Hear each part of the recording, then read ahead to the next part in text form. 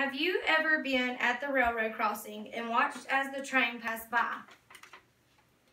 Did you happen to see graffiti written on that train? How did seeing that make you feel? Were you annoyed by someone spray painting on a train? Or did you see a beautiful piece of art instead? Now, imagine Leonardo, Monet, or Picasso painting a beautiful work of art. How would seeing that masterpiece make you feel? Do you agree that both works are art?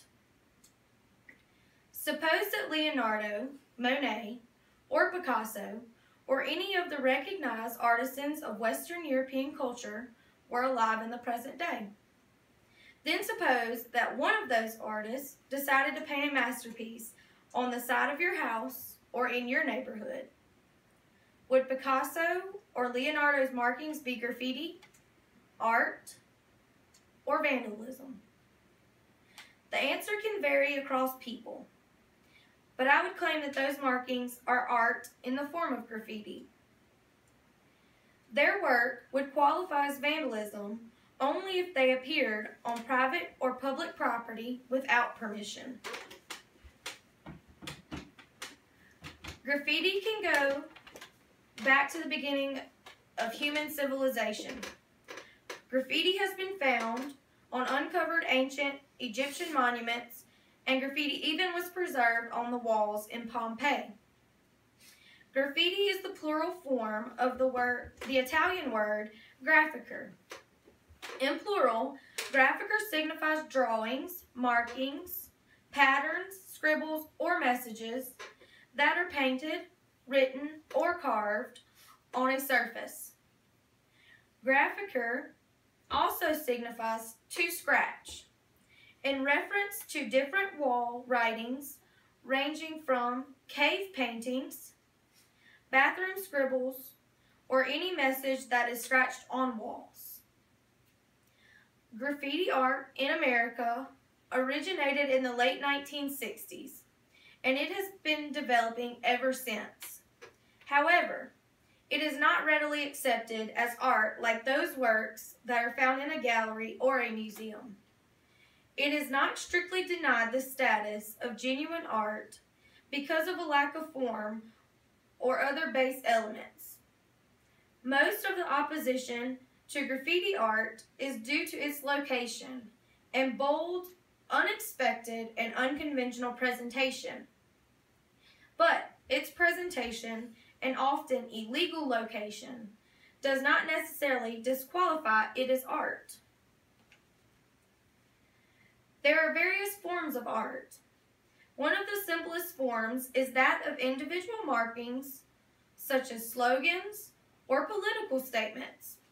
This type of graffiti is usually found in bathrooms or on exterior surfaces and is usually handwritten. Another simple form of graffiti is that of the tag, which is a fancy scribble-like writing of one's name or nickname. Graffiti has been used in the hip-hop culture to express social and political messages, and also used by gangs to mark territory or commemorating gang-related activities. Most public officials understand and recognize the value of public works of art. Some towns even encourage graffiti, only if it is approved in advance and serves as a public purpose.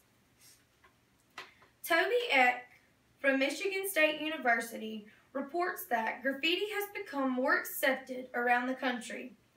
For example, in New Orleans, Louisiana, a city official looked the other way when a clear plastic pane was put up to protect a Hurricane Katrina-related stenciling on a vacant building. The stencil portrayed a girl holding an umbrella, yet rain is coming from within the umbrella, signifying that things meant to protect people can also harm them. People are starting to recognize that graffiti is not just something done by kids to break the law, even though that's the way media continues to frame it, states Eck. Like other artistic forms, graffiti has experienced movements and changes in style. From the first tag scribbled on a subway train to the large, complex mural on a billboard, the movement has experienced change. The tools and the means have changed as well. Markers were traded in for spray paint, and stencils and stickers were introduced to make pieces easier to execute in a hurry. The message has also evolved. Graffiti has always been somewhat political, but it has come a long way from simply tagging one's name to mimicking world leaders to make a statement. This is further proof that graffiti is a form of art and not just a result of random acts of violence. The graffiti community moves in different directions, and the artwork moves with it. Famous street artist Banksy once said, "Should graffiti be judged on the same level as modern art? Of course not. It's way more important than that." So next time you see that train roll by with colorful markings sprayed on it, how will you view it? As an art of vandalism or as a work of art?